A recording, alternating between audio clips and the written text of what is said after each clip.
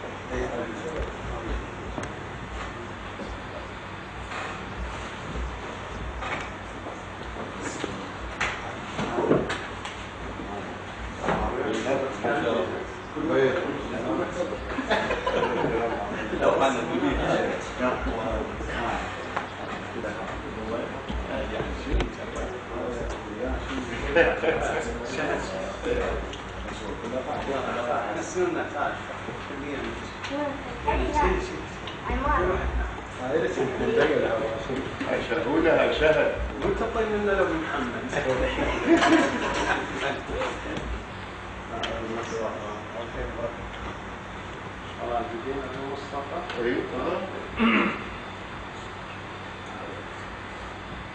بسم الله الرحمن الرحيم. Ladies and gentlemen, السلام عليكم. السلام عليكم.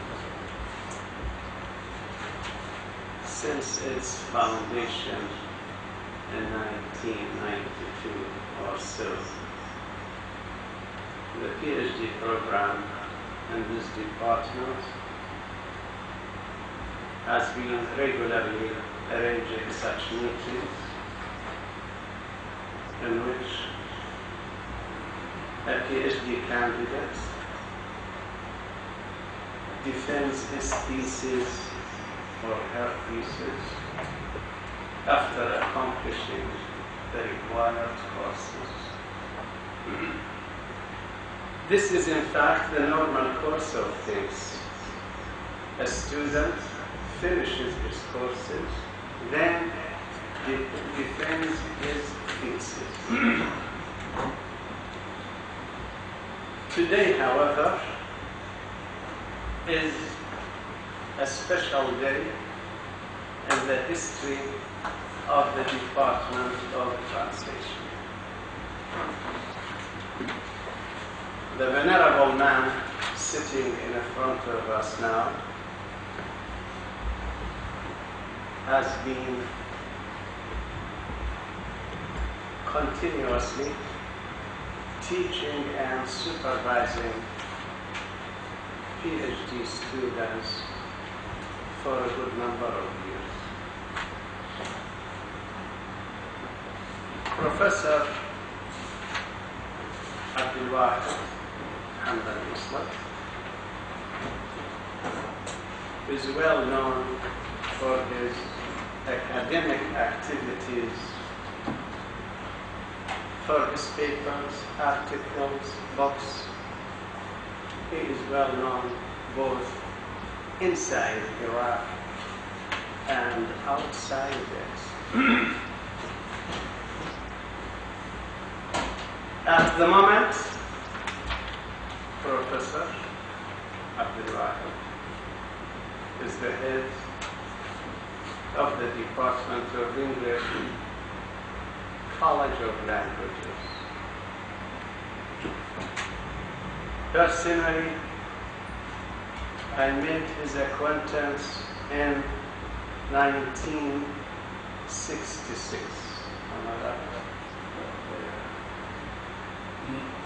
And we have been intimate friends ever since. Myself being considerably younger, though. Am I clear? Not very clear.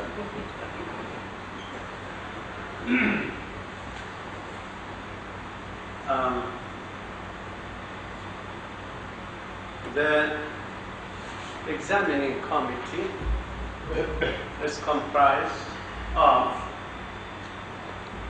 Professor Dr. Ghazwan, supervisor, College of Arts, University of Baghdad, Professor Dr. Sabah Slade Brawi, College of Languages, Assistant Professor Dr. Mundir Manhal Muhammad College of Languages, Assistant Professor Dr. Abdul Hamid Nasser, College of Languages, Assistant Professor Dr. Ali Khayr Sharba, Al-Mustansariya University,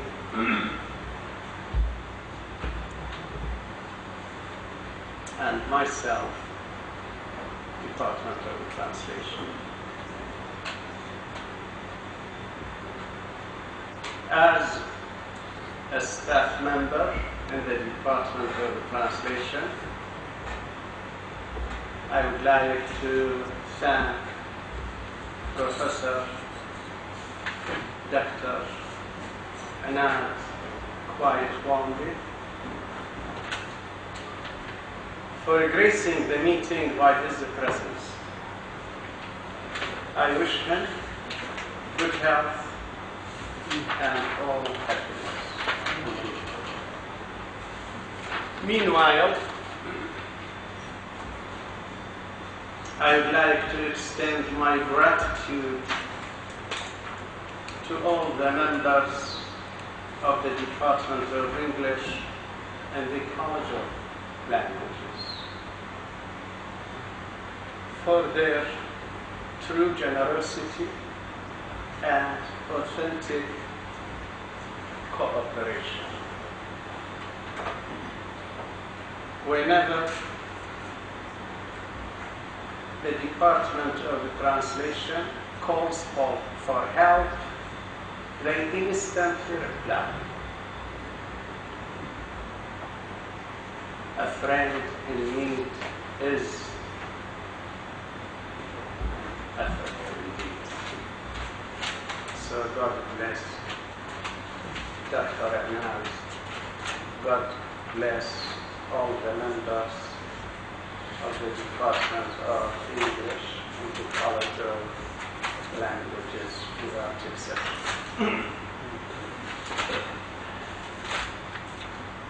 Well, to your great dismay, there will be another old man sitting in front of you next Wednesday. It is the aged. Let's listen now to Professor Abdul-Wahed reading his abstract. Please. Bismillah ar-Rahman ar-Rahim.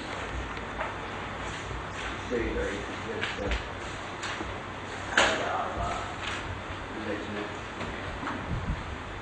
صديقي وأخي وعزيزي ومشرفي الأستاذ الدكتوراه أشكركم جميعا وأشكر السيد رئيس الجلسة على الكلمات التي تفضل بها، ولكنه وصفني بروفيسور. أعتقد أنني في هذا الموقع باحث مستأجر وطالب مسكين. أشكره على هذه الملاحظة، وأن أرجو أن يتقبل مني تصحيح هذا المقام. هو مقام طالب كما سيكون مقامك بعد أسبوع طالب. الآن دوري to read my as possible. The development in the field of objective translation is associated with the development of translation theory. Whenever translation theory can manage to lay solid foundation for, more or less, a better translation, the translation critic's task will approximate to an objective level and clearly move from the impressionistic or subjectively critical judgments. In other words, it is assumed that the system of the variable or quasi-variable critical norms must be established so that to be easily applied in assessing translation texts.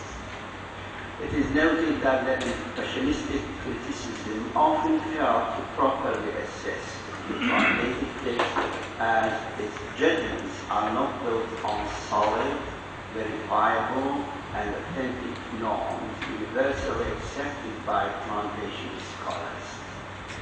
The absence of such norms causes much trouble to anyone who attempts to assess a translated text. The problem that the translation critic currently faces is countered with the plethora of translation theories and conceptions. Before the 20th century, translation theory focused on word-for-word or sense-for-sense translation. Then the notion of equivalence and equivalent effect had prevailed. Neither had proclaimed that translating is a science, whereas Platform had demonstrated a shift theory. Make the functional theories of translation obtained. They include the view of text type, translational action, scopus theory, and translation-oriented text analysis. Besides there are the approaches of discourse and register analysis, including the Hallelian model of language and discourse, House's model of translation quality assessment, Baker's text and pragmatic level analysis, and a simulated level of context and discourse. Other scholars hold to what may be called system theories, including the polysystem theory. Others present varieties of cultural studies, such as translation as rewriting, translation and gender, post-colonial translation theory, and the ideologies of the theorists. In addition, we have the philosophical theories of translation, such as Steiner's hermeneutic motion. A brief review of these theories, as well as of translation criticism theories, has been made into successive chapters. Added is another chapter in which some samples of translation criticism have been introduced with critical comments by the researcher. This chapter has been concluded by the special model proposed by the researcher. In this model, sentences from a source text are linguistically analyzed. Lexical items causing the problem are first explained, others are contextual used in the text. Morphemic analysis is followed. Then, a syntactic analysis takes place. The sentences are divided into main clauses and subordinate clauses. The method of immediate constituents can also be applied. After the syntactic analysis, the sentences can be reconstructed. Then translation for the subordinate clauses are suggested when by comparison between the suggested translation and the translated translation is made to show the pitfalls of the latter. The present researcher believes that the very suggested translation represents another form of an objective criticism. The present researcher, out of his long experience, has arrived at a tripartite model of translation criticism composed of 1. Comprehensive analysis of SD and TT. 2. Comparing the two texts after the analysis. And 3. Preparing the new translated text in the light of volumes 1 and 2. Another important point is the high value of comparing several translations for only one single text. This process has proved its invaluable advantage in promoting the level of objective translation criticism. The present research hypothesizes that any translation criticism that does not commit itself to a set of universal accepted criteria of assessment is invalid. This hypothesis, analytically speaking, has turned out to be quite true. Through reviewing a set of critical essays and considering the theoretical views proposed by prominent figures or scholars, as well known centers of translation around the world. Thank you very much. Thank you very much.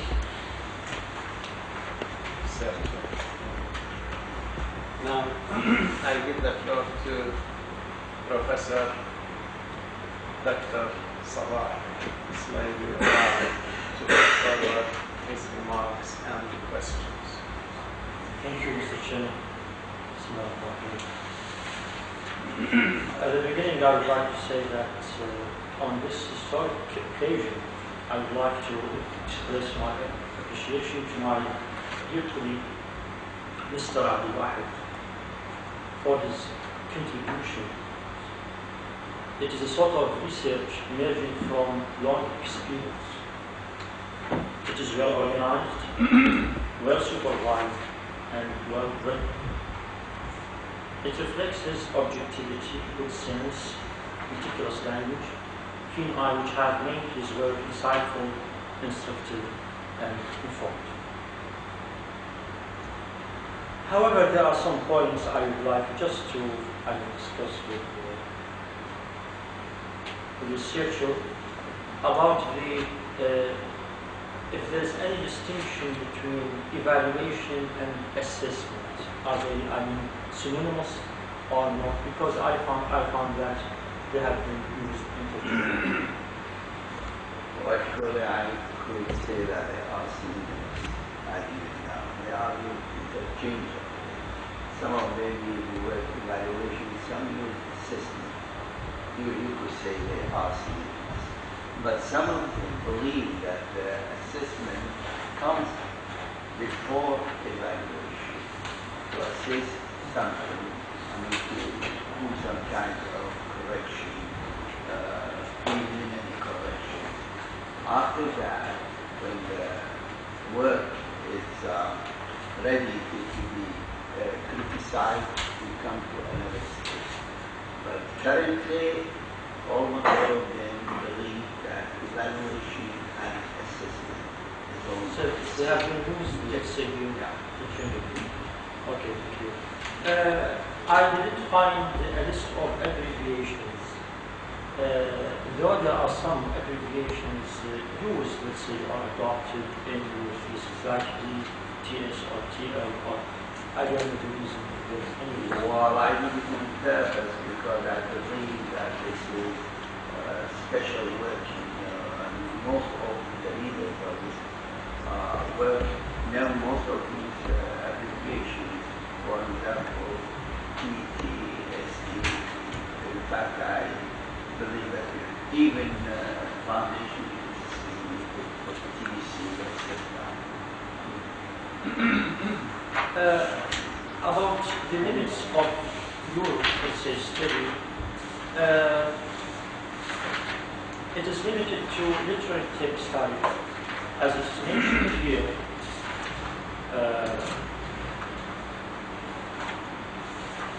I don't know whether, how many texts have been assessed or evaluated.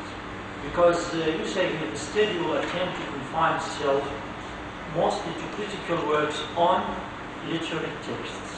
How many texts? Well, there are about 14 texts, I think.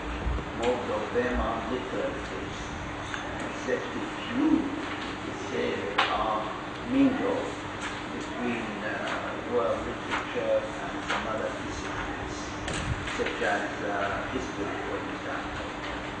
Most of them are literary, and I believe that foundation texts is mainly concerned with literary translated texts. These are the kind of texts which code the problem with a translation. Otherwise, think of the scientific case, for example, they are almost easy for anyone to say his word about them and evaluate them very quickly. Yes, I mean the number of texts analyzed or assessed, why not mentioned under limits? And I think it is. Why not? I think they are mentioned within the. And I mentioned this in the introduction. Yeah, and 1.3 on page 5, just mention all literary text. I mean, if it is mentioned, if you want to mention the number. The number? Yes, the number will be okay. You mentioned scope and limitations. Why 2 words which are? You mean scope and limitation? Yes. In fact, I followed the way followed by students here, right here, at this department of foundation. We don't do this at our college, but they follow this method here. They are using the scope and limitations. So I'm doing kind of indication. We need a sort of, I think, a sort of documentation on page 8. Because you mentioned here, let's say, scholars, without, citing the professor, in order to, mention these on page 8. Yeah. And Catford, also, you mentioned at the end of your work, and the village. Okay.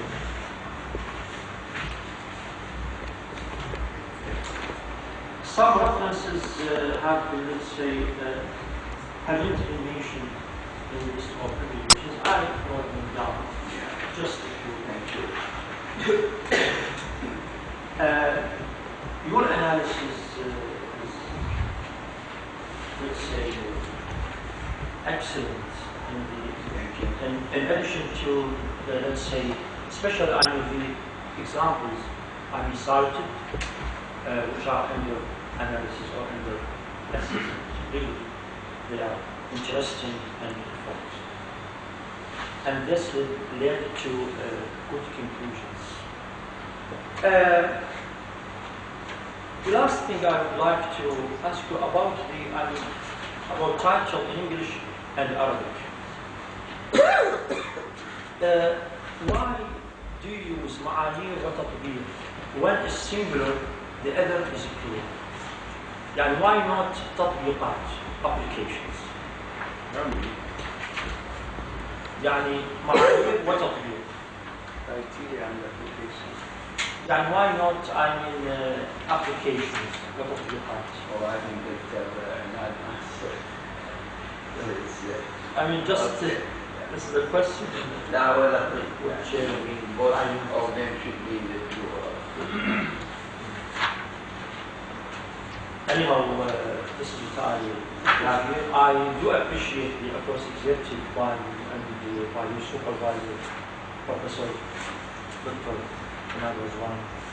Wishing you all the best. Thank you very much.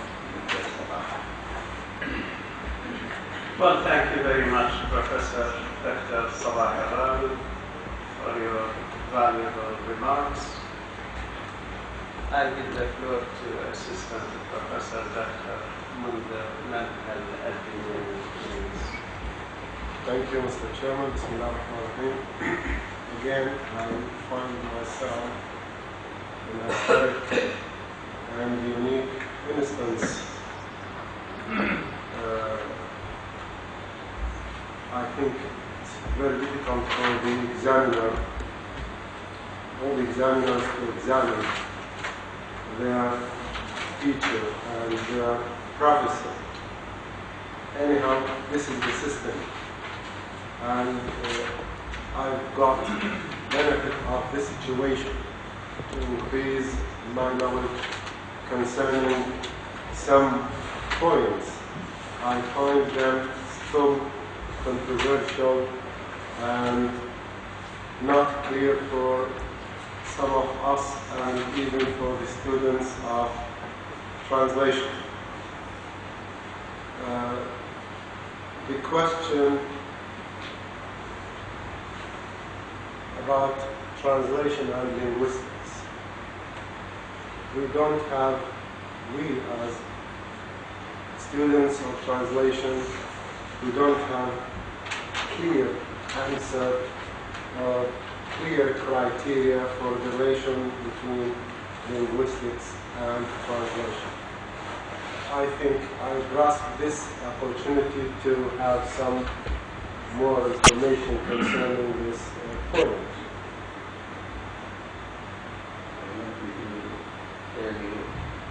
I mean, which affects which? Well, to begin with, translation represents a discipline by itself, and linguistics does the same thing, you see. But when the linguistics develop and grew, and new findings appear, translation started to make use of these new findings in the field of linguistics, as other disciplines did. You know, nowadays all disciplines try to make use of other disciplines. There is a kind of mutual communication between all these disciplines. So, translation right from, I think, 17th century began to do this and began to make use of language and linguistics. And linguistics now provides translation much information needed by a translator. I see that in this classic work in which we can have enough information concerning translation theory. You have come across this point and you refer to the point that some scholars don't refer to the relation between linguistics and translation. I think the first one who tackles this point is Catford. Catford, the first scholar who refers to the relation between linguistics and translation. Linguistics, it is said that linguistics enriches translation. And that's why the book is called, I think, the linguistic approach, is it? Yes, the translation. Well, I think, yes, on this point tackled on page 16 of your work. On page 18, you can see it.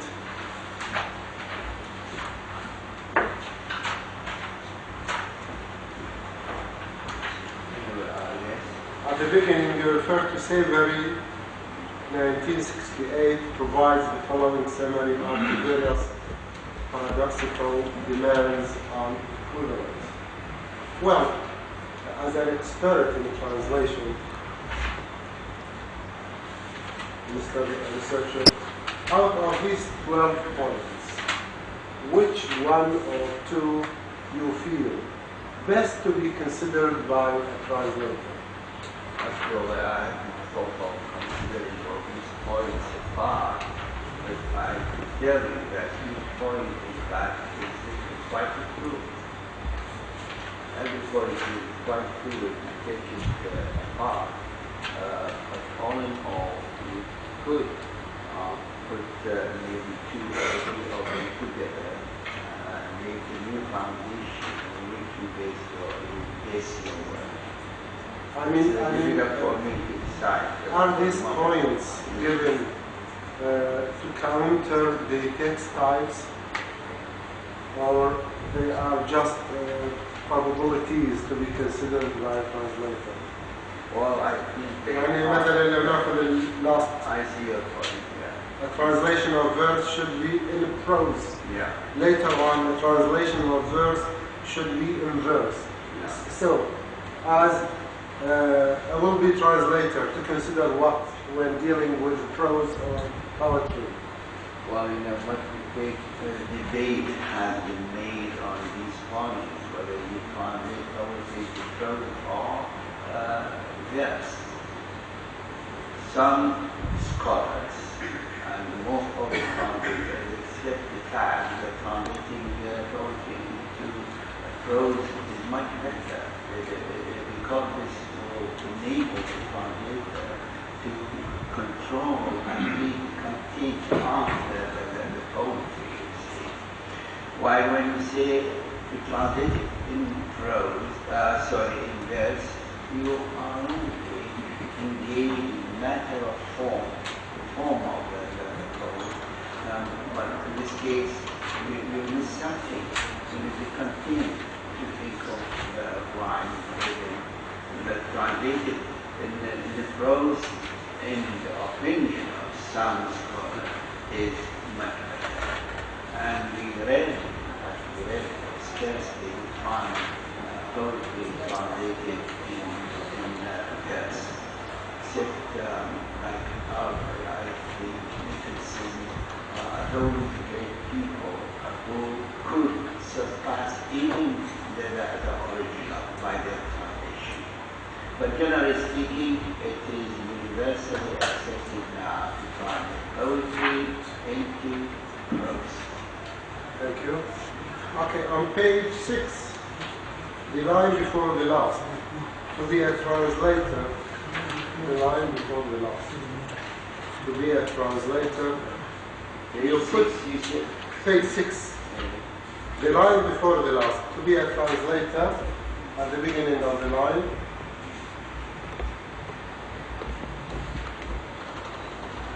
You say to be a translator himself. Only male translators you address your points. Why not himself and herself? Well, No female translators. There's a method when they say she, he. Yeah. But now when you mention the male, by which you mean the female as well. You mean first? Okay, I have seen a concept on page 17 called seminal concept. Page 17. I think first 1, 2, 3, 4, but the 6th line after Naida's seminal concepts. 6th line from the Eugene Naida's seminal concepts. 6 at the middle of the line. Page 17. Seminal, you say? Yes, you have Naida's seminal concepts at the middle of the line. Oh, right. The seminal means the origin. Seminal origin. When you say seminal, I didn't find it in a dictionary. So that's why I'm asking about the concept. right? It is used. Yeah. Seminal, the origin. The origin. It's more important.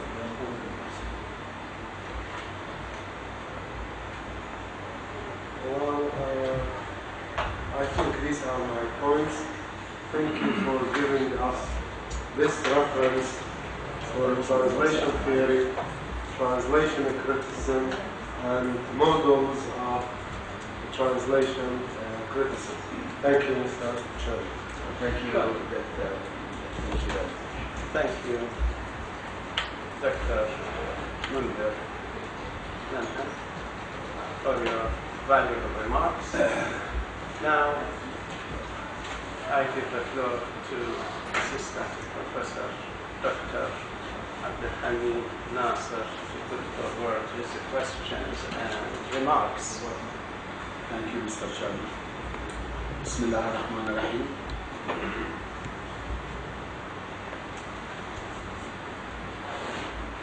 The person who is sitting in the front of this committee is the head of the Department of English in the College of Languages. Actually, I believe that a person who takes this position is a real scholar. Why? Because he believes that he is a student, and actually I believe also that a person is a real scholar when he believes that he wants to learn forever. And actually, Ustad الواحد embodies a famous saying in Arabic. أعتقد هو قول الإمام علي كرم الله وجهه.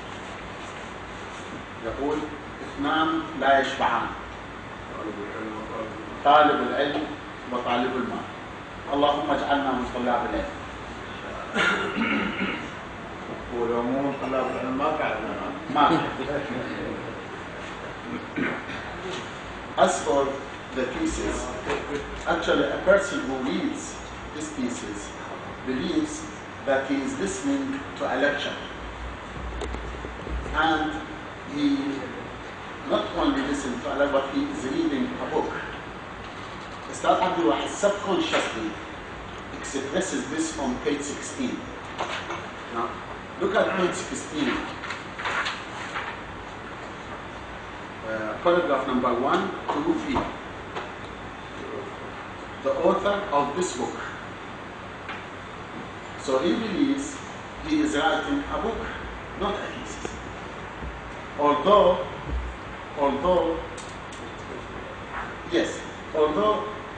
this means that this is a very scientific book. I mean, what he has written and the thesis is a real scientific book.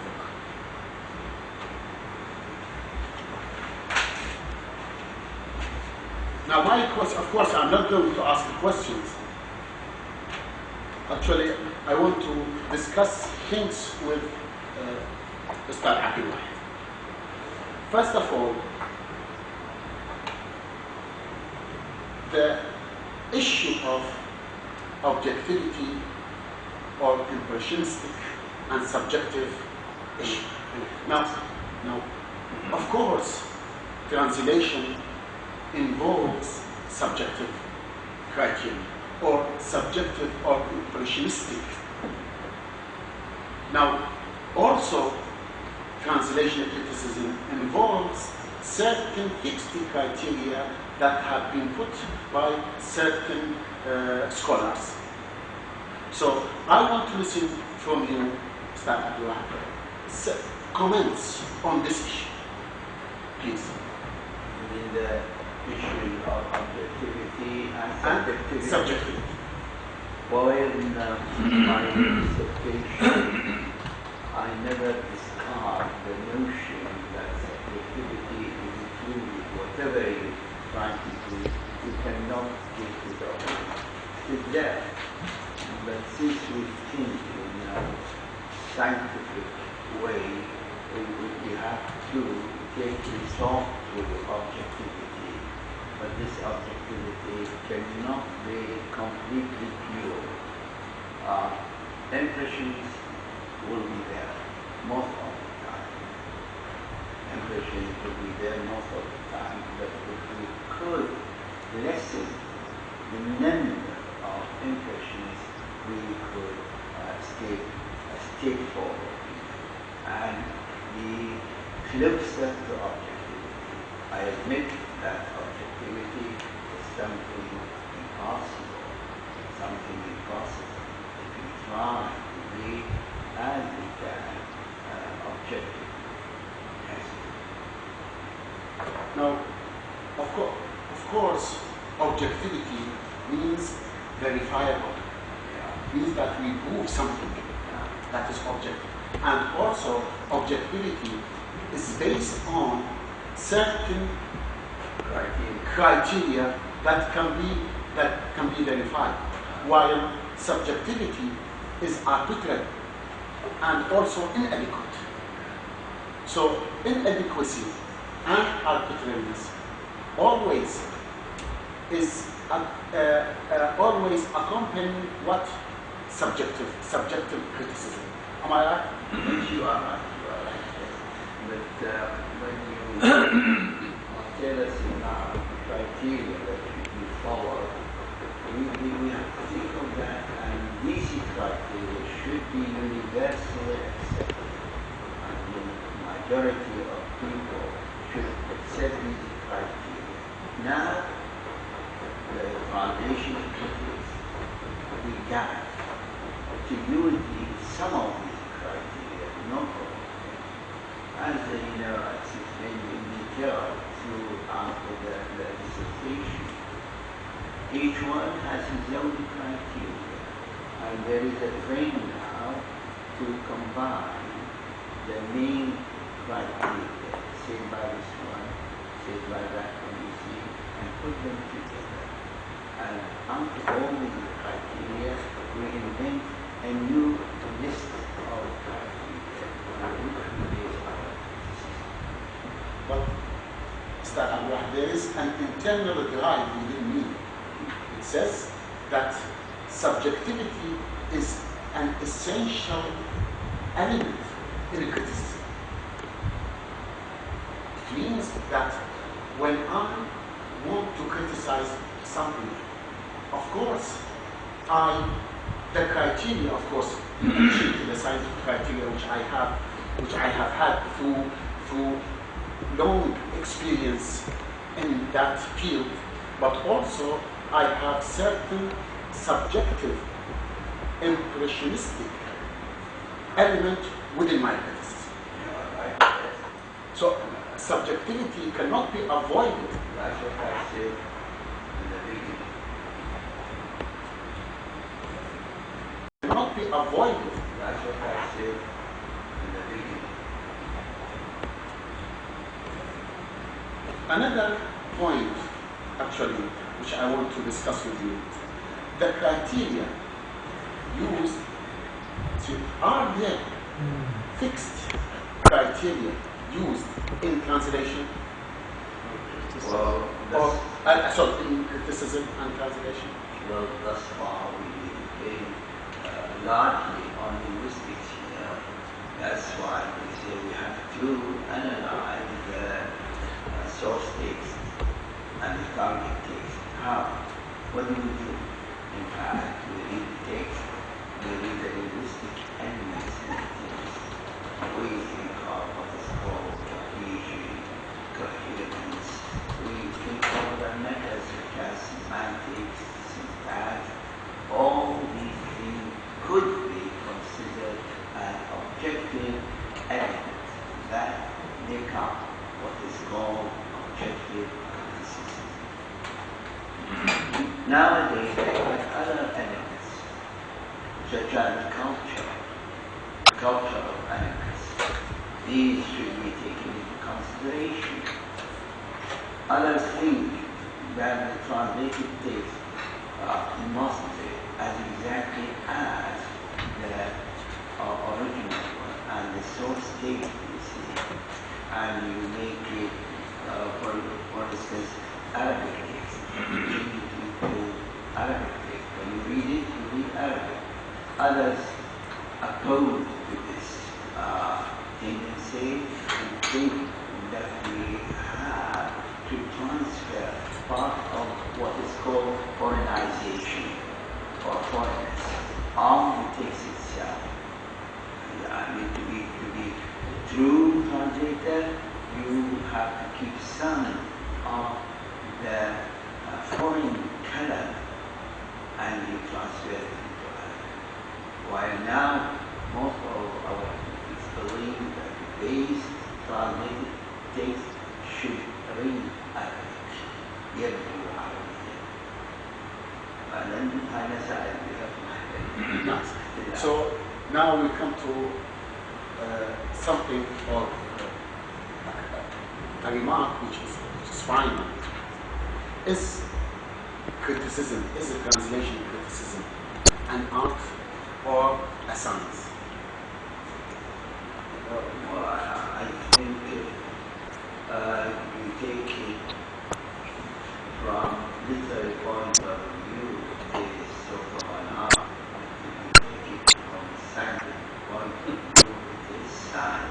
both, you see.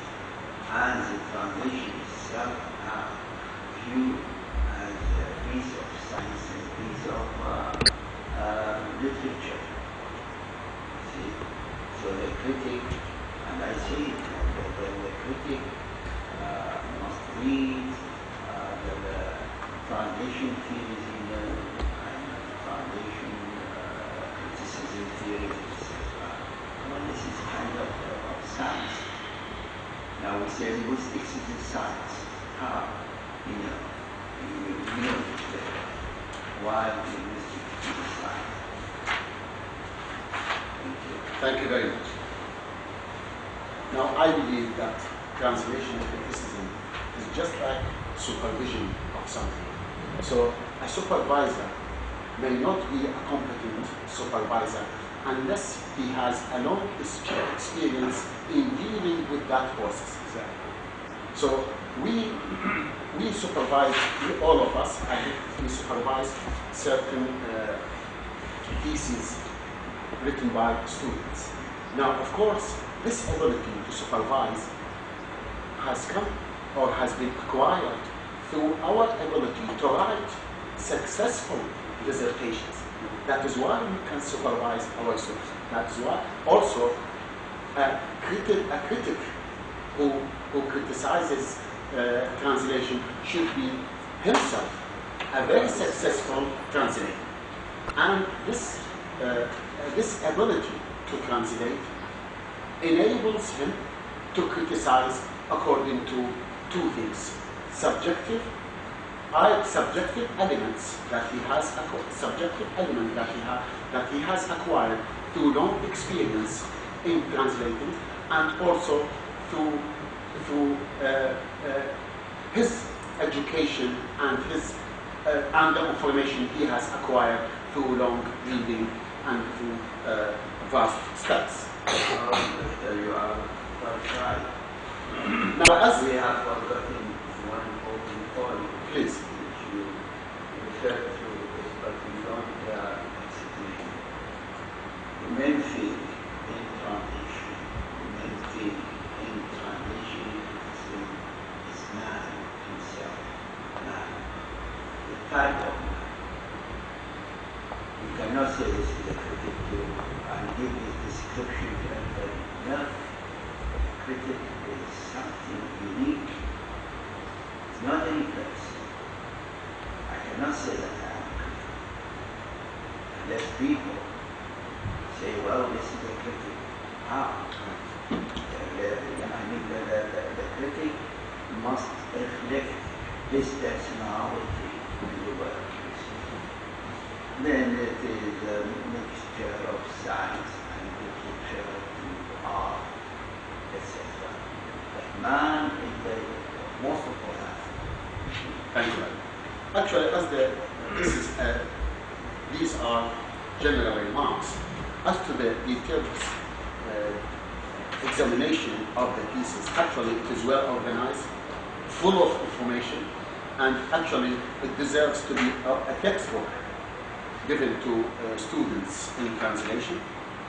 But of course, there are certain very few spelling mistakes, and I believe that this is not your fault, it is the typewriter, because actually there is no need to tell them now. It is written, but only I want to ask about the scope and limitation. This, I think this is only chapter it has been discussed by Dr. Sabah, but limitations is no longer used. This indicates that you are one of the last generation. Nowadays, actually, we don't use limitations. We use limits. More proper to use limitations. Limitation means Limits, boundaries, let us say. Limitation means that. Limitations means defects. No. Limitations عيوب أو نواقص. I prefer to use this one. You prefer limitation of the old generation. No. Let us No, hope. check it in the Let us dictionary. hope. Check it in the dictionary. Look at it like in the dictionary. I mean. Also, now, you remember, I think, last Monday, we examined a student that a thesis presented by a student, Yasemin. In that thesis, there were 13 hypotheses. Now, in your dissertation, there is only one. But we can add, and you have written and you have proved it. That is on page. We can add another hypothesis. That is on page 211. Actually, and it has been, this hypothesis has been proved. Now, this hypothesis is on paragraph number 2. There is no overall consensus on definitely accepted translation criticism criteria. So you have to prove it. And I believe that this statement is a very successful hypothesis. Second hypothesis. Thank you. So this is actually what I want to say, and actually the thesis and the candidate we cannot say perfect, but to the extent we can say what both of them are accepted. Thank you very much. Thank you. Well, thank you very much, Assistant Professor Abdul Hamid, for your valuable remarks. Now we are going to listen to the remarks put forward by Assistant Professor Dr. Ali Flayer. Please. Thank you, Mr. Chairman. Professor.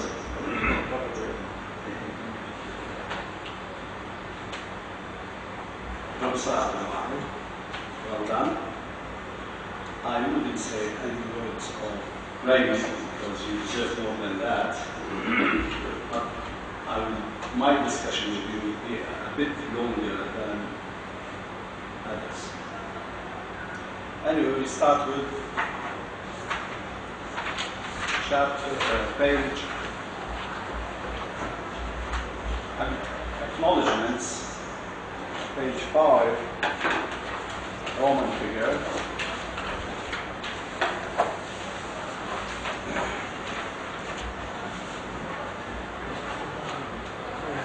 The last paragraph, the second line of it, it is, I think, misprint. All the care at the end of the line. Have you found it? Yeah. All the care I needed. Because you said at the beginning, when you said they offered me all the care I needed to carry on the work on this station.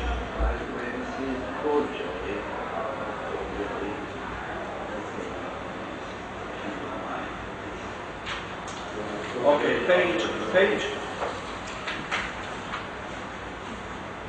Table of contents, key to symbols used in translation.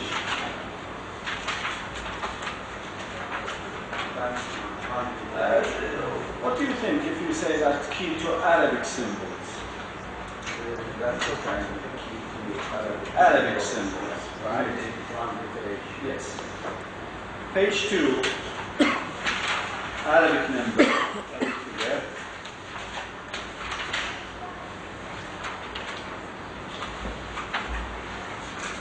Number 3, the title, the imperfect translation theory. Is there any such thing? Imperfect one? Imperfect translation theory. Yes. That was more scholars believe now that these theories are incomplete. Everybody says something, comes another moment, adds something, maybe different. That's why we have these schools of translation theory. They are not the same. You have corpus theory, you have functionalism, you have equivalence, etc., etc. Then equivalence is by itself, functionalism by itself. But you may in the future, somebody will put this We are talking now. You see my point. Here we have translation check, and we have certain criteria embodied or involved in this area. It's perfect, whether it's perfect or adequate, but imperfect one. Do we have such theory? Well, I think I've come across this expression, you see, in one of the books or two books I read, you see. So they describe the present state of foundation theories as being imperfect. That's why you find somebody giving a new idea. And Yes, thank you. On the same page, the penultimate paragraph, the paragraph, the last paragraph one, cited and the reference cited in this is the Polish or I don't know the nationality of it does not exist in your bibliography. Okay, the point is not found in your bibliography. This is not the only one. There are many others. Yes.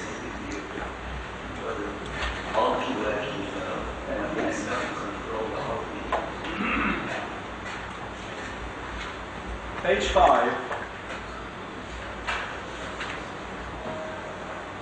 Procedure. Professor Abdullah, what's meant by procedure? What do you expect when we see or when we hear the word procedure? Do we mean the table of contents? no. Or the methods, your methods of investigation? What you are going to say, to tackle the topic? Well, what I understand, procedure means the steps or measures to be taken. And the steps taken here are represented by these chapters, chapter 1, chapter 2. It's the same, Chapter 1, the same as the table of contents. It's a replica, the same duplicate, the same. Another copy you can find in your table of contents. Procedure is the methods. What methods you are going to employ or to use? Well, Say that you have your own procedure of criticism. You mentioned that. Yeah.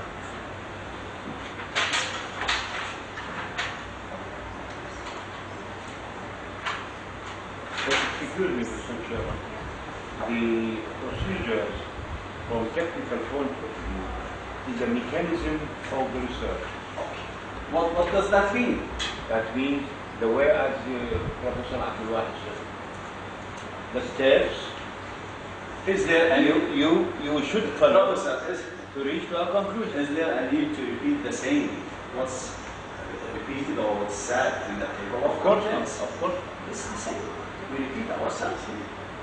Let's repeat ourselves here. There is a great difference between the table of contents and the procedures. Yes. How? Because the By procedures by mechanism. stating the methods we are going to use or to investigate. In any case, the matter of opinion, never mind.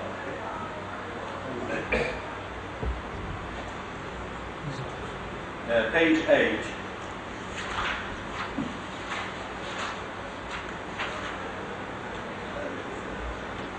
These are minor remarks, but because we have enough time to discuss.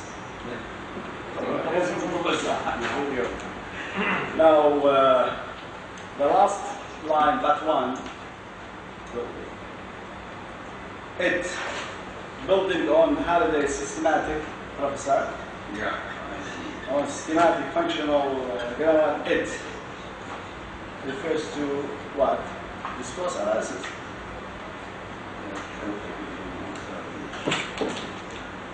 I think yes, discourse analysis. Or it refers to what? Systematic functional grammar, or applied linguistics. There are many that they don't have the same reference.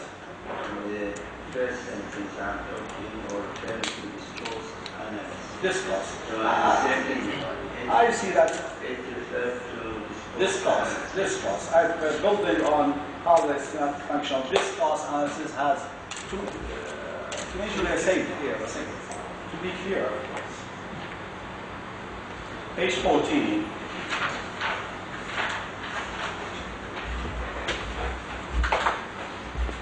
We have two types of translation, direct and oblique. And we mentioned 7 steps or 7 criteria of direct translation. What about oblique translation? It doesn't have steps? You see, that there are 7. Yes. You said the first. Mentioned only 3. No. The others here are omitted. And down here. Up to that are. I see. Okay. If you like, I will read them to you. The second cover the following 4 procedures. I don't have it here. Page 29.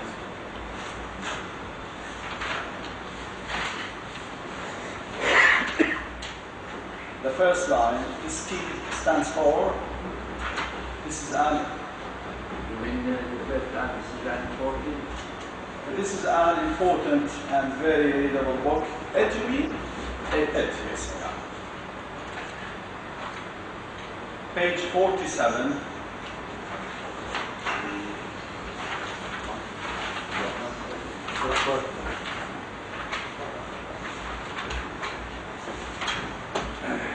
Here you mentioned from number 1 to number 12, these are be crossed out. okay. No. Okay. Page 50.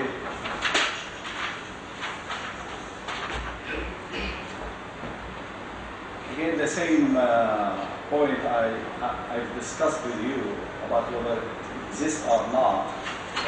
Paragraph number 4, the paragraph starting with "it is necessary," the last line of it. If he start the line, the original, if he is to avoid using inappropriate standards. We are talking about standards, Professor Andra. We are talking about standards, approved standards. Inappropriate standards, if they are standards, how can they be inappropriate?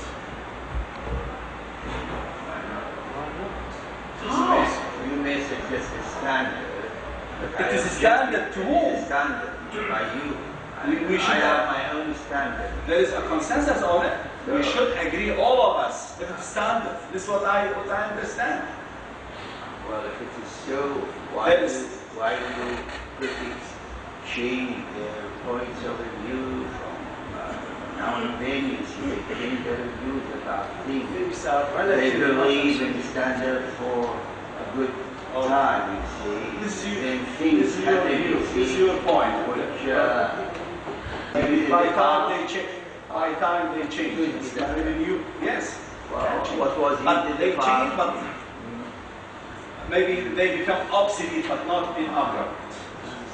Anyway, the following paragraph, for example, was a spelling mistake. This again, this is repeated again on page 33. 33. The same paragraph repeated on page 33. Page 51.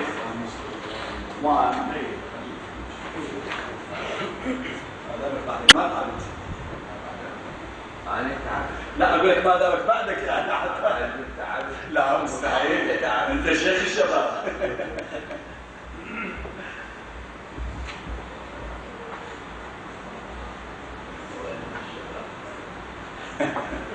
يا شباب شيوخ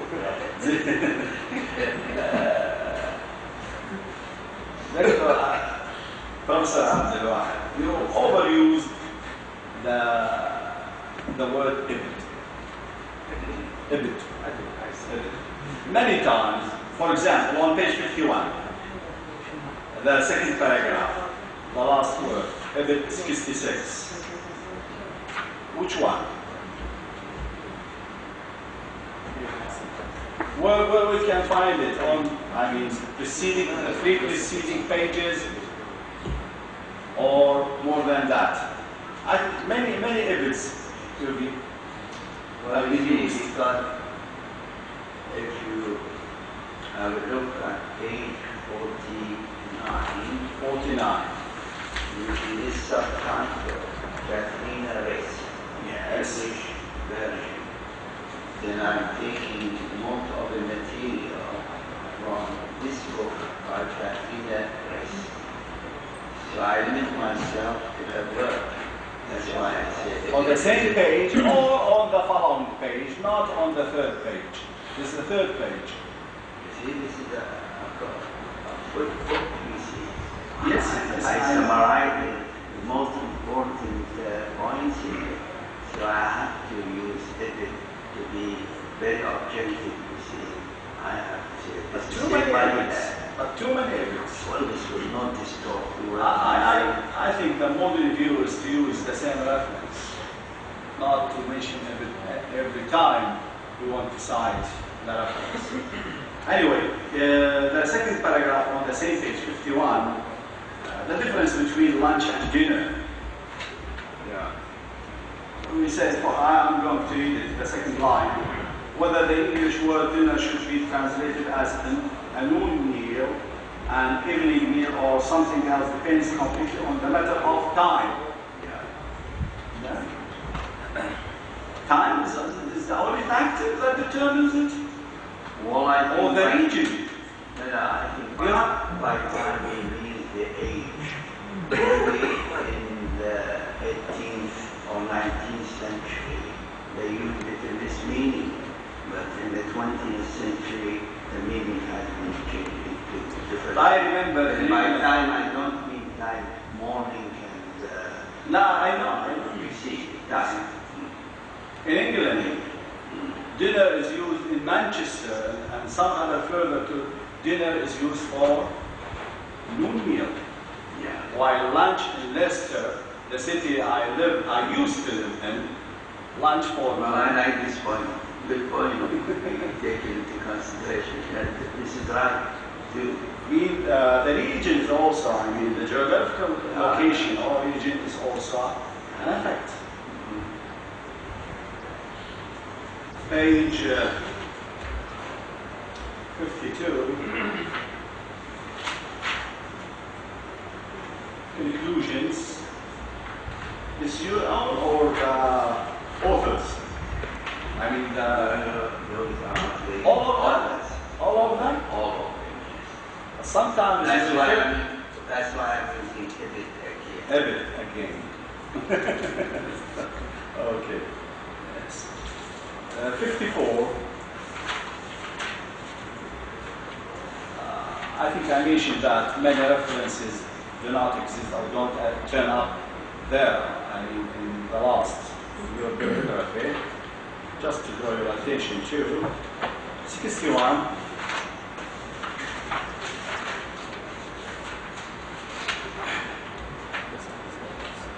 Matter of time with this one is a quotation. 61 in the middle of the page. Every judgment. What does it mean? I mean, this what 61. By the way, judgment is discipline. Is dropped. Judgment. The word judgment, many times, many places throughout your pieces, misspelled judgment with no e, but it's more both of correct without e, without e. But sometimes you use e, sometimes you don't. Exactly. Okay, effect بعدين. Consistence نطلعها برا. Okay, the point is the point about the quotation here. Don't you think that should be indented? And then starting what does it mean to judge or evaluate?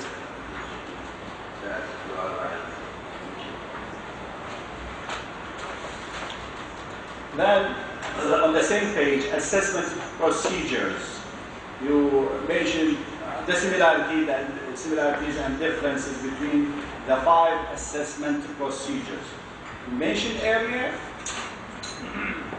If they've been mentioned earlier, we should have cross-reference. I mean, we should refer to them. I think they are mentioned earlier. Anyway, this is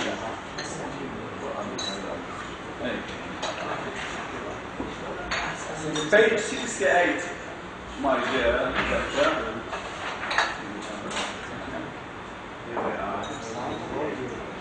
Again, conclusion, you said that it's your own. On page 68, you said conclude that the heading is conclusions.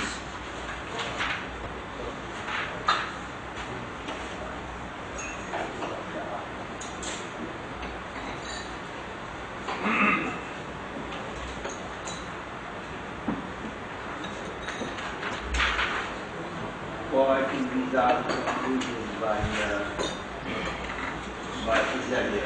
Exactly. Okay. Is it one conclusion or a number of conclusions? You said conclusions. I find one. Then.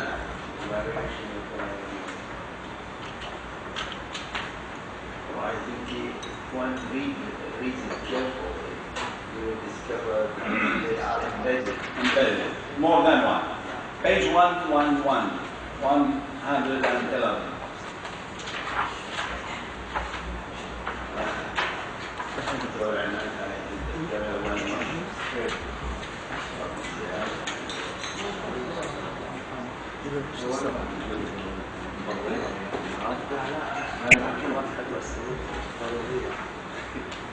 We have shall I? Why not? Professor Abdullah, we are on page 110, not 111. We don't like it. The three ones. Okay, we have three languages: German, English, and Arabic. And we said that translation, or we can criticize via or through by, as you call it, intermediary. Then, for example, I want to judge or to criticize. I have English, German, then Arabic. The case that I don't know German, how can I criticize? English, there is no English version. For example, on the في ظلال البيت وفي ضوء الشمس. Well, you see, this is a special case. Special case. It cannot be done by every critic, except when the critic knows German and English.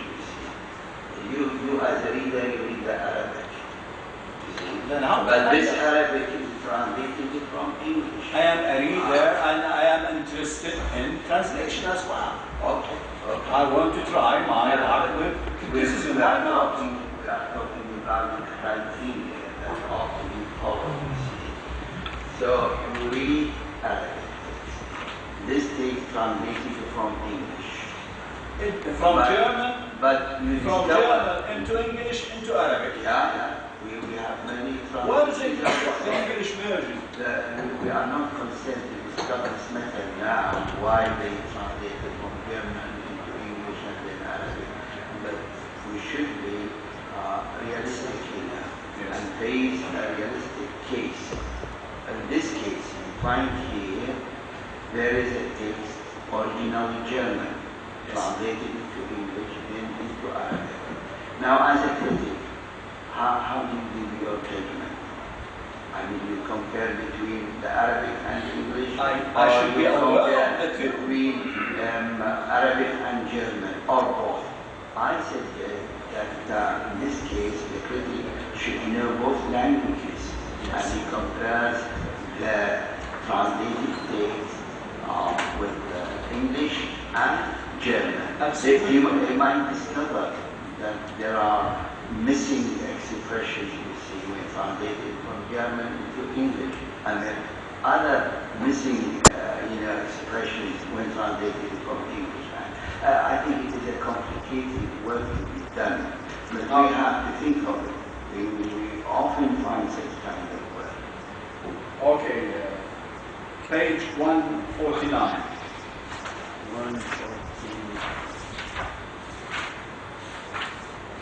I think the same point I just raised.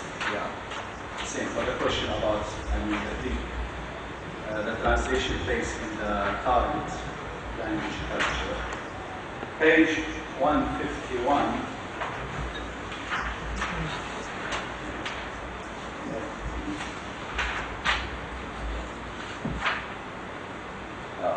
151.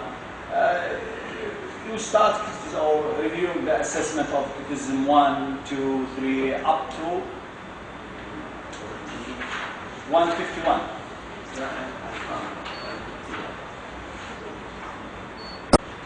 Review of criteria applied.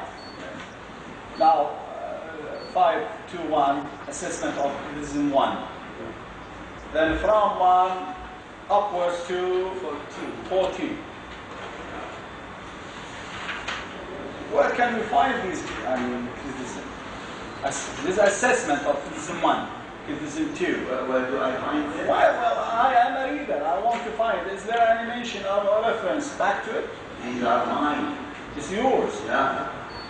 First of all, I supply you with criticism of critics. Okay, in one. You could call this criticism of critics. Excuse me, Professor. In one, the critic covers, you mean yourself, the critic? An assessment. Yes, assessment of criticism 1. If we read the first line. I am. Sometimes we use the researcher. If you use the researcher, I understand as a reader. I understand. That it's yours. The critic. Sometimes you use, for example, mention the names on assessment 1, 2 of Arabian Nights, of Shakespeare, and others. Okay. For The original critic and the researcher. What is the original one? The original one. In one, the critic covers the wide scope. This is the original. That's This is yours. Yeah, mine. I talked about Yours. Now, for example, page 160, assessment of criticism 11, third line, he chooses 3 Arabic. He chooses 3 Arabic. Who he chooses? I mean the first critic. No, so for example, on 13, I mean, assessments of criticism 13 and 14, you refer to the critic. For example, 13. The critic is Abdullah. تمام. عبد الصاحب مهدي علي. The problem that the critic, look. What page is this one? Page 161. 61. Criticism 13. Yeah. Look, the problem that the critic, عبد الصاحب مهدي علي, الله يحفظه. The head of the I know, yes, it's my friend. Yeah, you go cover. In 14, the saying, on the next page, 162, Peter Newmark. Mention you refer to the 2 critics here.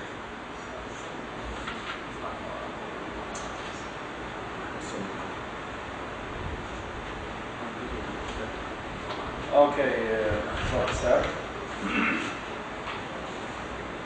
This just I want to discuss this with you. The figures of speech on page, which page?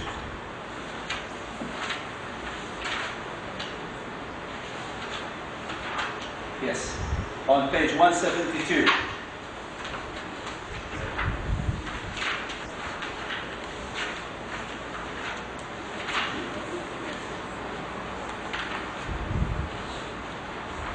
Don't you think that if you give the Arabic translation to these, it would be better? Figures are based on, for example, if type A includes simile, metaphor, mixed metaphor, personification. You give the examples. I mean, by the way, these examples are derived from where? From the Safa. No mention at all. ليس تمت من بنات. No mention. In English, the figures of can be classified into 4 types, policy, and all these are 1957 pages 4. all these examples of his. Not mine.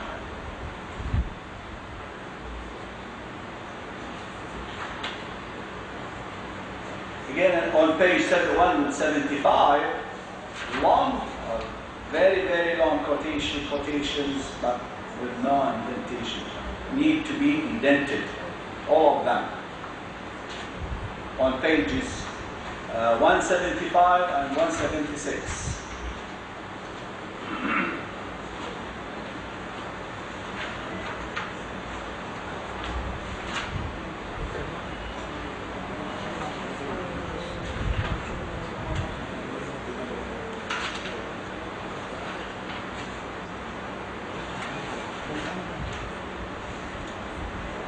On page 187, this is the division عندك يعني 187. Here the phrase the way to dusty that.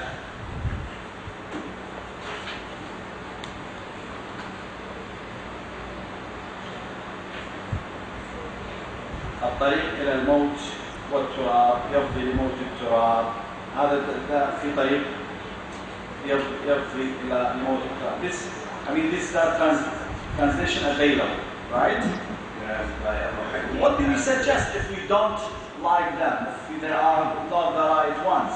Well, on page 187, you see what I said. Which one? إذا متم. Something Quran. I know. إذا متم. Does that correspond? لا يخالف لا ده تستفيد لا تستفيد يعني إذا هذا we can cite it's okay no harm at all. It's to our honor that we cite the Quranic verses. إذا متم وكنتم ترابا the way to dusty that مو هو ده احنا خلينا هذا الأصل العام هذا مو جملة واحدة ما هي within a context within many. You see, I limited myself to the verses, it's a number of verses. Serious expression of طريق إلى الموت والتراب. What do you understand from this? I know, you are right. يبغي لموت التراب. موت التراب. لا. Does Professor, you are quite right when you say your suggestion or the alternative you suggested. Absolutely right. When you say أمنتم وكنتم ترابا. يعني هي إيه صح. لكن إحنا within that context. This I am talking about. You are right.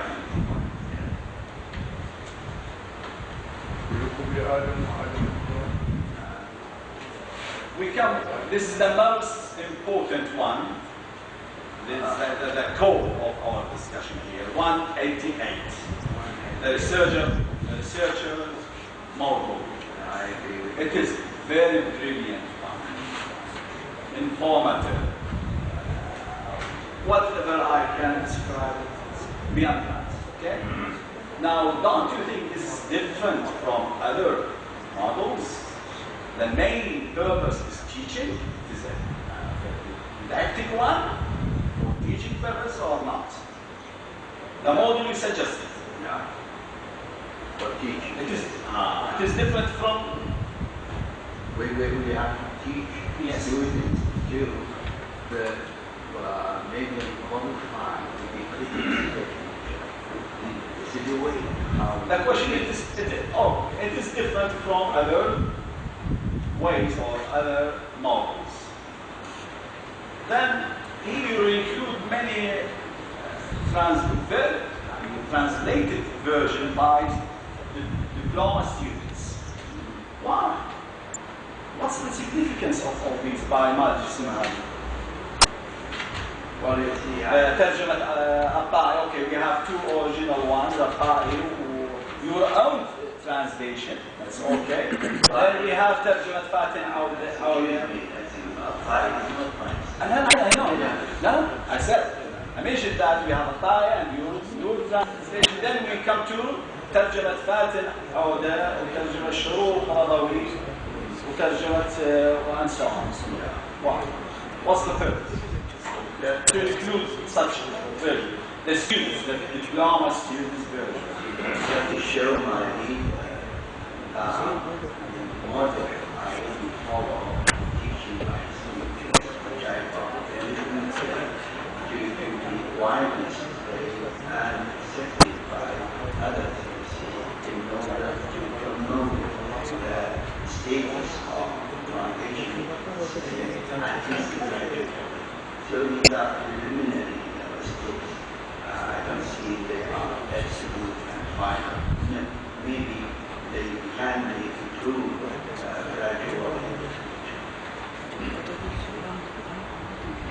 Can we see any comments on your comments and on these versions and these translations of students, whether they are right or not? Time and place not allowing me to give more details about these foundations by my students. In fact, I did this inside the classroom.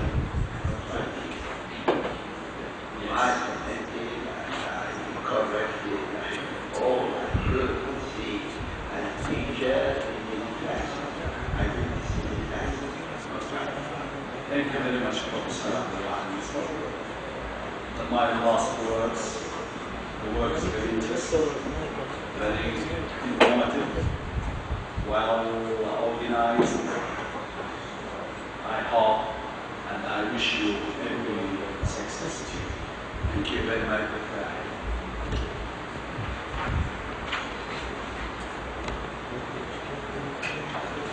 Well, thank you very much, Dr. Ali, for your valuable remarks. Thanks so much for that.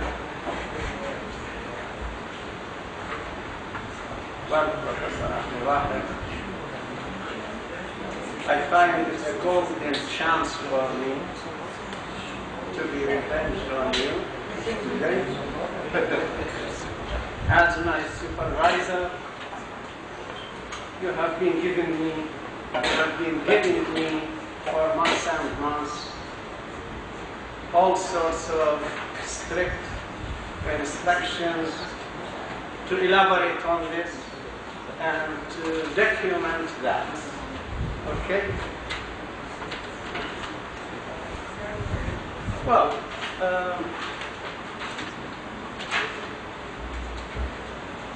my dear colleague, you have written on translation and criticism.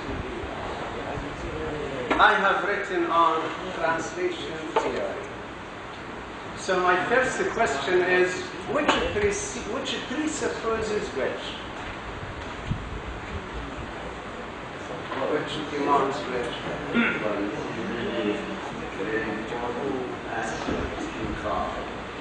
We have practice, which is considered the field for generating foundation fields. We start with practice, and then after your experience in the field of practice, you make your points of view begin with. There are 9 points of view to begin with, then they gradually develop and become as fields. Then practice first and theory next.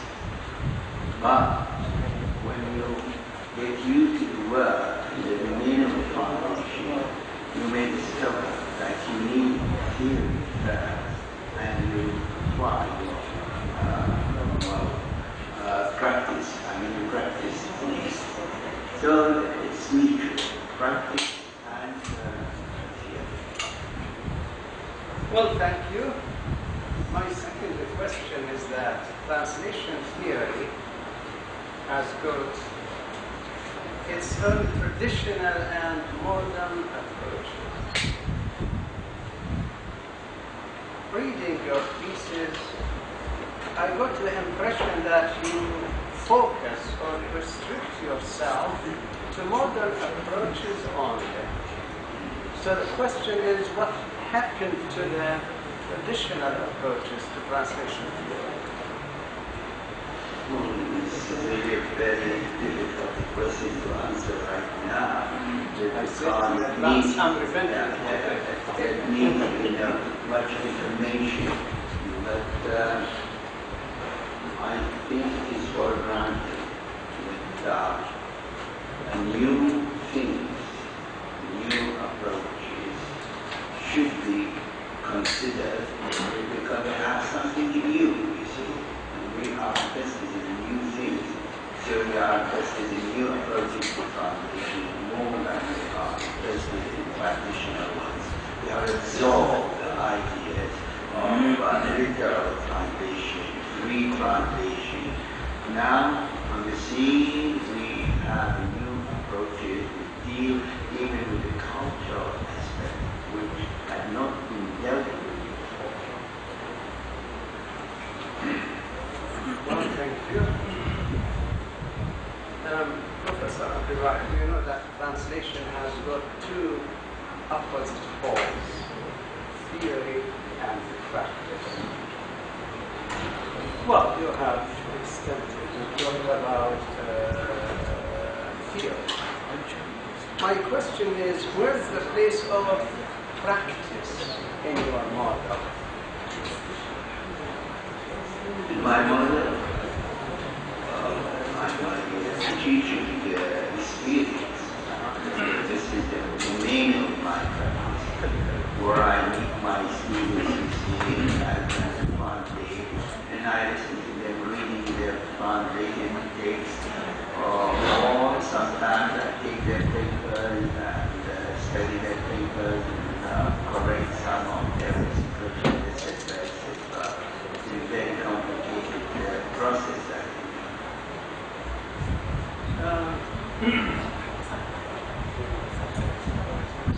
As far as culture is concerned, you know, there are two, again, extremities: domestication and foreignization. Well, I think you talked about that. Yeah. The question is, how does translation criticism view these two extremities? This is a problem. I refer to this problem. Yes. I mean, the critic group is under the influence of these two trains, whether he translates or being influenced by the first model of youth, foreignization, or to be influenced by what is called domestication. Domestication is to make the text as Arabic as possible, to see Arabic, you see, while the opposite is quite true. I mean, you translate the things or the expressions as they are. You could give it the description as literal translation. Literal translation will keep the spirit of foreignness or foreignization. Well, my colleague Dr. Abdul Hamid talked about subjectivity, so my new remark is partially subjective. Well, reading your thesis, I got the impression that your favorite part is chapter 5. I wonder whether my guessing is right or wrong. Your Wait. guessing is absolutely right. Because I think this is the core of my practice. Now, couldn't you have attached it to the previous chapter, or should it stand by itself? Well, everything is possible, you see. When I worked on this dissertation, during the moment I was working on it, I thought that was the best way, and I thought it was possible to attach it. We have to think of the length of chapters. Chapters should be long enough or short enough, you see. I cannot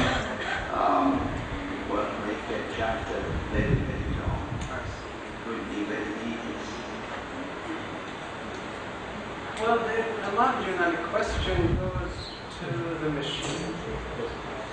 You know, machine translation, Professor, has established itself in our modern life as something unavoidable nowadays. Now, do you expect the machine to have its role, its chance in translation criticism in the near future? Well, I heard this point. I will not focus on it because it was so difficult for me to foresee what's going on in the future. Visiting on one of the findings of science, the field of computers. If you ask me, I believe that one day this computer will be able to do such kind of Any criticism?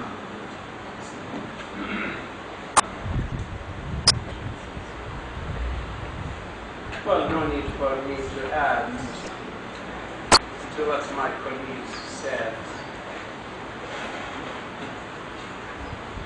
It is an exceptional thesis which our department will be proud of for a long time.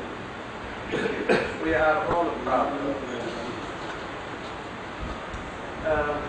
Now I give the floor to our honorable man, Professor Now, the supervisor, to say what he has in mind.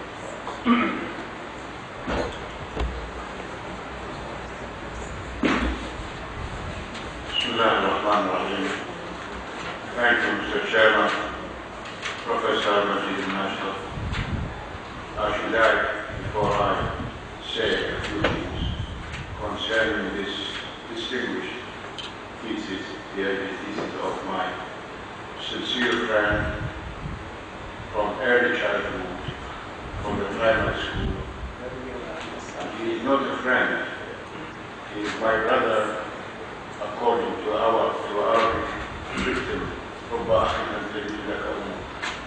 and he is my brother really. I do beseech to Almighty God to save you,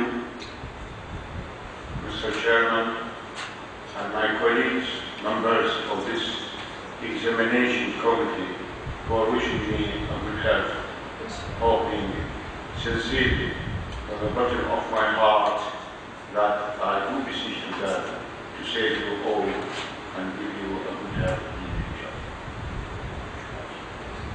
Actually, this thesis, objective translation criticism, reminds me of an article I wrote in the middle of the 17th of the last century, and I published it in Al-Ba, entitled Naqli Tarjama.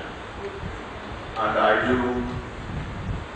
do learn from these too many things which enrich my knowledge if I were to write about translation criticism in the future.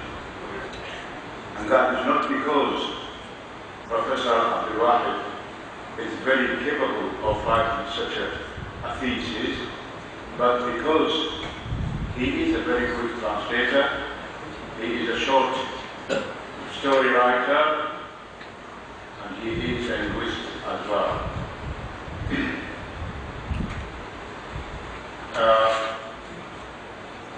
One point concerning the question of my sincere friend Dr. Sabah Arawi, why he didn't say معايير and تطبيقات. I should answer that from Arabic point of view. تطبيق is a plain infinitive. It's a plain infinitive, and every infinitive in Arabic language can be used as plural and it is sound from naharat, tatbiqat, although it is a masculine in itself. But a tatbiq is done a collective noun, while ma'ayir is not a collective. That is to say, no tatbiq, no practice without criteria or criteria. While if you see, that is why Mr. Dr. Abdul Hamid, when he differentiates between objective and subjective, the difference, in my humble opinion, as this thesis illustrated as well, is that subjective criticism is without the criteria, only the criteria of the translator himself. We shall call it, or we may call it, subjective criteria.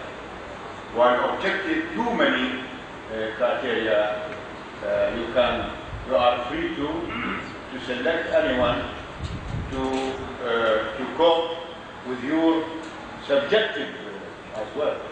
Therefore, there is no, in Arabic as well, and in English criticism, leave the translation alone. You can't translate if you haven't this criteria of subjectivity. I read lately an article by a very famous poet and critic, T.S. Eliot, well known, called To Criticize, the title of To Criticize the Critic. You must be a critic. So to criticize translation, you must be a translator. Otherwise, you are not criticizing at all, but you are saying just general points of view. That's why they consider translation sometimes as a science, and sometimes as an art, and sometimes as art plus science. And this is correct. Especially when Professor Majid al-Mashra added that machine translation nowadays is very important. That means the world began to give translation a very good place in the culture, human culture.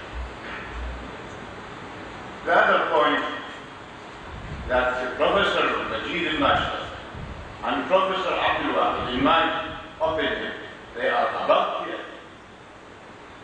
Now, tomorrow, and after tomorrow.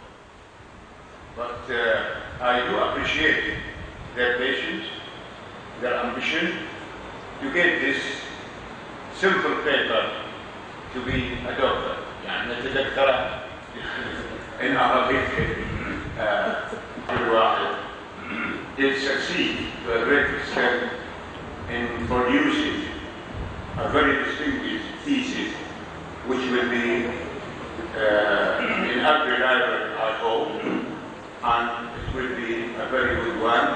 Wishing him all the success in his future, academic future, as he deserves more than this short word. Thank you very much.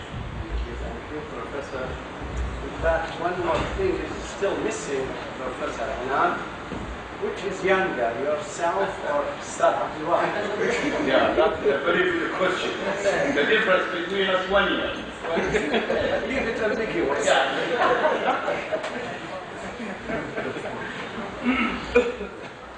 Well, again, I'm very grateful to Professor Anand in particular for coming to this meeting. Again, I would like to thank all the gentlemen taking part in this discussion.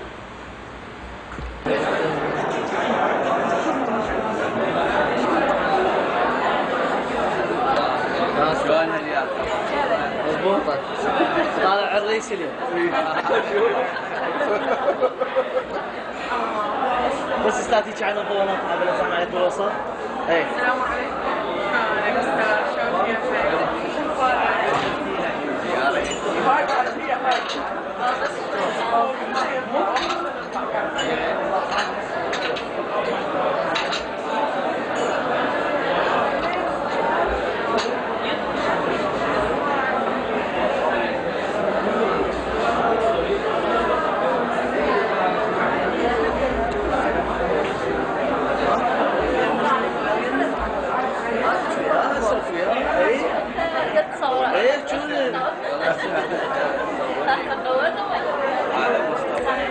استاذ مو انت البطل اليوم الفيلم؟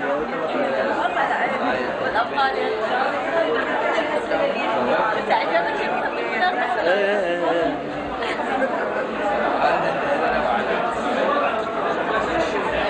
وين الدكتوراه؟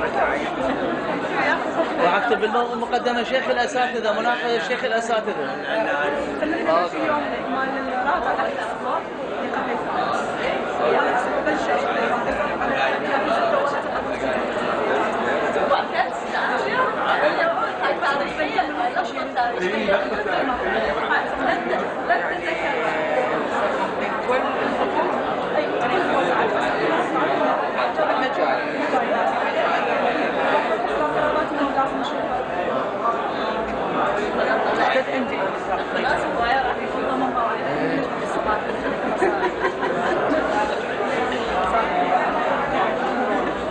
اي والله ما شاء الله.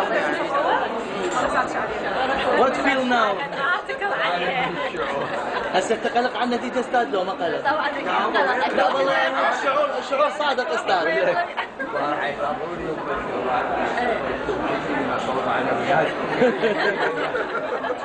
هم خايفين؟ طبعا خايفين الطالب مالتهم. ان شاء الله ما الحمد لله. هي الحالة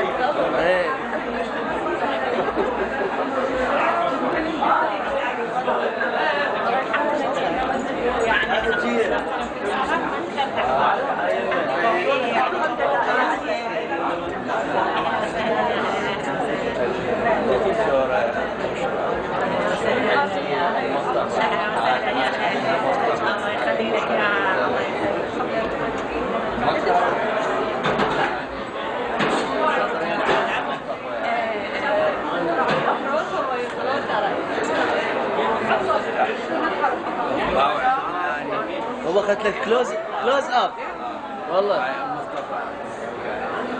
اشتري موبايل بسرعه. بس اقول لك اي عافيه. صدقني ما يعجبني السؤال. ايش حالك؟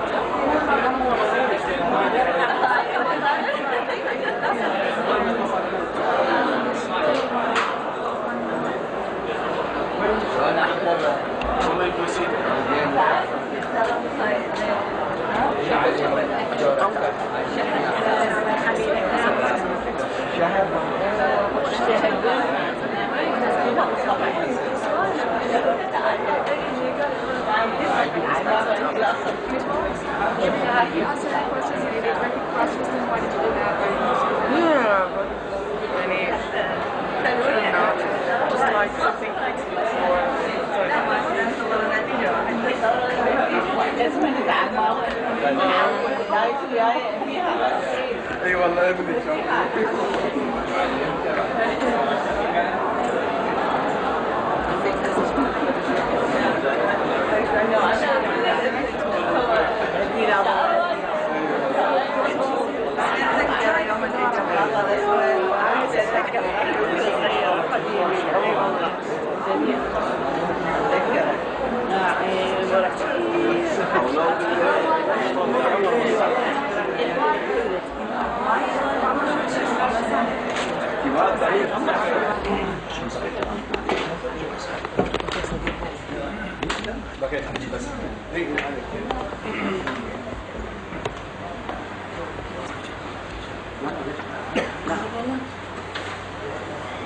بسم الله الرحمن الرحيم. محضر مناقشة رسالة دكتوراه.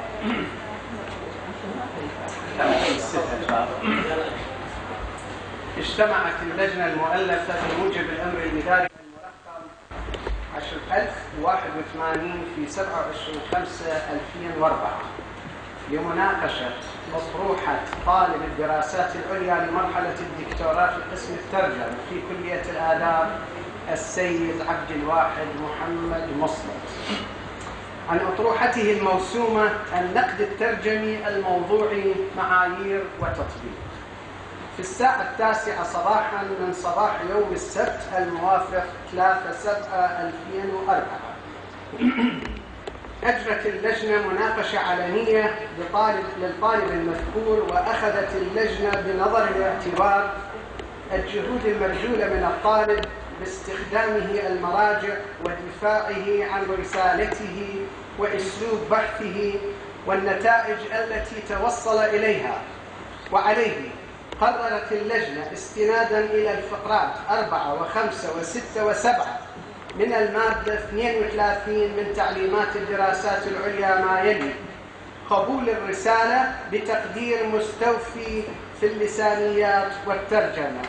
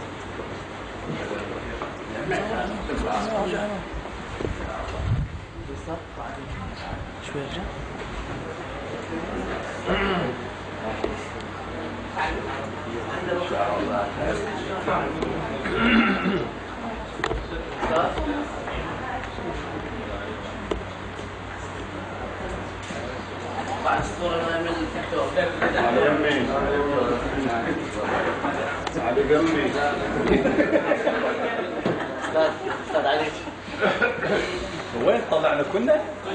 يلا عالتوح صبرها.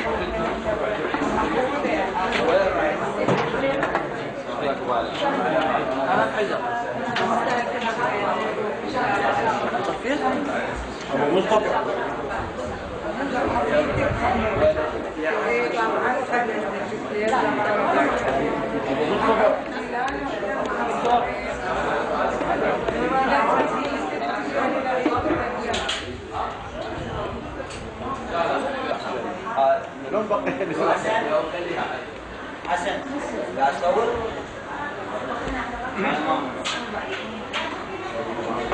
هذا ما